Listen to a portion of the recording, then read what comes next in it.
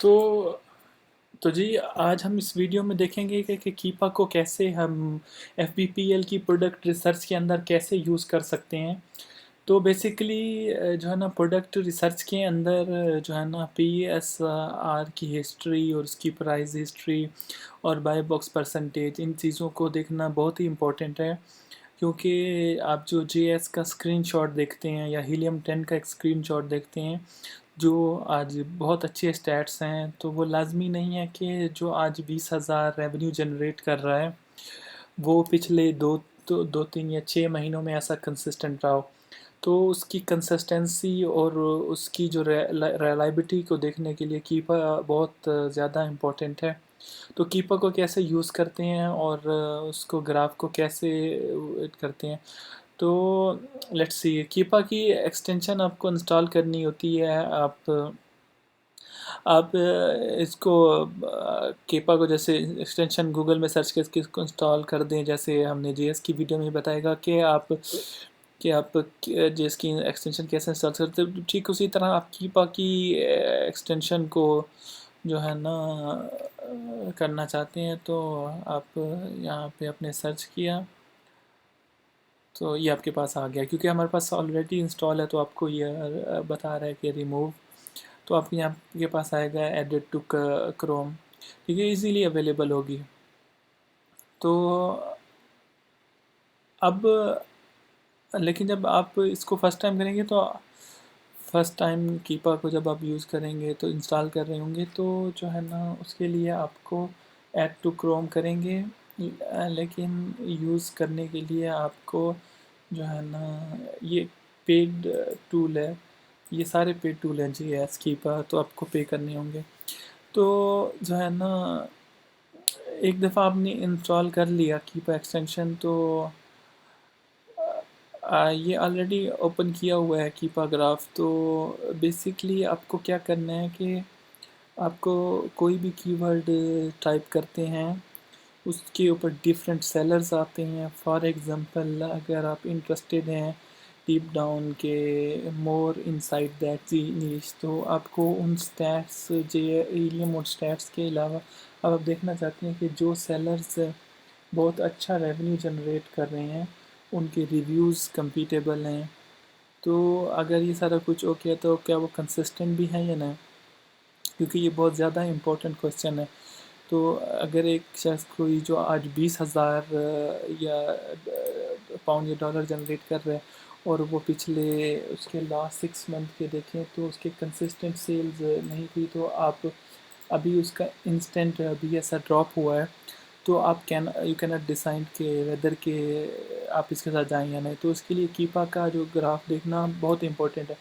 तो बेसिकली जब भी आप किसी लिस्टिंग के अंदर आते हैं तो उसका कीपा ग्राफ जो होता है आपको ऐसा शो हो रहा होता है। तो इसमें आपको जो मेन फैक्टर्स हैं बीएसआर प्राइस वगैरह हैं, तो लेट्स सपोज कि ये बहुत मेसी हो गए हैं, तो आपको अननेसेसरी चीज़ों को अनचेक कर सकते हैं, जैसे लिस्ट प्राइस को अनचेक कर दें। अमेज़न कितना शेयर लेके बैठा है उसको भी अनचेक कर दें। तो अब ये पिंक कलर का जो है ये आपका पिंक कलर का बाय बॉक्स है, इसको भी आप अनचेक कर सकते हैं। इसके अलावा जो सबसे इम्पोर्टेंट है सेल्स रैंक है। देखें ये बीएसआर है और ये बहुत से पैरामीटर पे डिपेंड कर रहा होता है, लेकिन इसका जो मेन पैरामीटर है जिस पे मैक्सिमम डिपेंड करता है वो सेल्स वेलोसिटी है। तो उन सेलर्स के अगेंस्ट जिनका बीएसआर लो हो, कंसिस्टेंट हो। फॉर एग्जांपल ये योगा मैट की लिस्टिंग थी जो आपने ओपन की हुई है हमने यहाँ पे, तो he has very good BSR. अगर आप अक्टूबर से दिसंबर तक देखें तो उसका 50 अंडर से ऊपर जो है ना बीएसआर है। ये एक बहुत अच्छा प्लेयर है। लेकिन लेट्स सपोज़ आप किसी प्रोडक्ट को देखते हैं उसका जो लेट्स सपोज़ एक दिसंबर तो बीएसआर अच्छा है, लेकिन उसके बैकएंड में जाता है उसने बीएसआर शूट किया होता है 40,000 30,000 या 20,000 तक बीएसआर है, वो भी कंसिस्टेंट नहीं है, कभी अप कभी डाउन। आप कह सकते हैं कि ये सेलर ये रिलायबल नहीं है कम्पीट करने के लिए, उसकी अपनी सेल्स मतलब कंसिस्टेंट नहीं है। या तो आप उसको डीप डाउन करें कि क्यों इस प्रोडक्ट में प्रॉब्लम है। तो ये उसकी भी इसकी इंसाइट है कि आप इसके साथ जाएँ या नहीं। तो दूसरा इसके साथ आप अगर प्राइसिंग देखें तो जो है ना प्राइस बहुत इम्पोर्टेंट होती है। अगर आज योगा मैट की लिस्टिंग देखिए, उसकी जो प्रोडक्ट प्राइस $20 है, तो मैं समझता हूँ कि $20 पे ही आपको सोर्सिंग करनी चाहिए। आप अली बाबा से सोर्सिंग करते हैं, प्राइसिंग लेते हैं कि क्या प्रॉफिट मारते हैं 40% का, लेकिन जब उसका कीपर देखते हैं तो आपको पता चलता है कि इसने तो दिसंबर की सेल जो है कैश आउट कराने के लिए अपनी प्राइस की इंक्रीज़ की हुई थी। इसकी लोएस्ट प्राइस तो 14.62 है। तो आपने ये चीज़ नहीं देखी, उसने आपने सोर्सिंग कर ली तो अपनी जनवरी के अंदर, फरवरी के अंदर अपनी प्रोडक्ट प्राइस वापस अपनी जगह पे ले आ जाएगा, और कहाँ 40% या आप हो सकता है कि लॉस में चले जाएंगे। आपको वेरी इंपॉर्टेंट कि आपको चेक करना है अपनी मटेरियल की हिस्ट्री कि उसकी लोएस्ट प्राइस कितनी लोएस्ट प्राइस पे भेजा था। जो उसकी लोएस्ट प्राइस होगी लास्ट फ्यू मंथ की, वो आपकी बेसिकली उस पर आपने कॉस्टिंग मार्जिन अगर एक से बूम आया हुआ है, तो इसीलिए कीपा के अंदर प्रोडक्ट हिस्ट्री और BSR it's very important to track that seller. तो इस तरह आप बाकी ऑप्शन भी दे सकते हैं, जैसे बाय बॉक्स हो गया।